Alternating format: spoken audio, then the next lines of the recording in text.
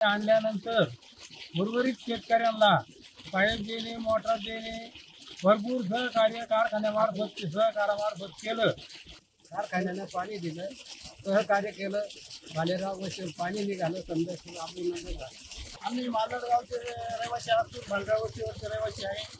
तर या पाण्याच्या प्रश्नाचे आम्हाला इथं हे होतं, असंख्य प्रॉब्लेम होतं. त्यामुळं आपण या सहकार थोडा त्यांच्या कारखान्याच्या मार्फत आपल्याला चांगलं सहकार्य भेटून पाईपलाईन, केबल, मोटर या एवढं भेटून या पाटाच्या पाण्यात उचलण्यासाठी आम्हाला योगदान भेटलेलं आहे.